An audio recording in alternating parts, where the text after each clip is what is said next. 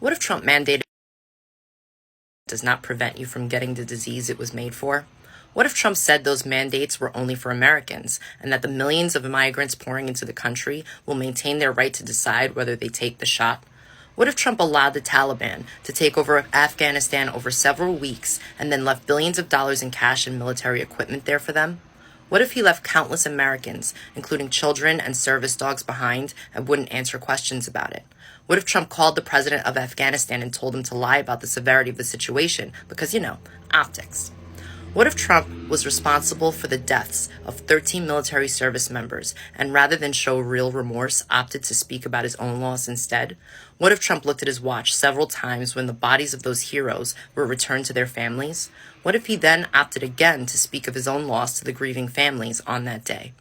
What if Trump ordered a strike in Afghanistan that killed an innocent family, including children, but for several weeks continued to claim he could not confirm? What if after only 9 months of his presidency, gas prices were up 43%, food prices 4%, car prices 32%, and utilities 21%? What if under Trump, the Department of Treasury warned that the U.S. was going bankrupt, but he continued to spend money faster than any other president in history? What if Trump almost never took questions, and when he did, only would accept pre-screened questions, turning his back on his constituents that supposedly elected him?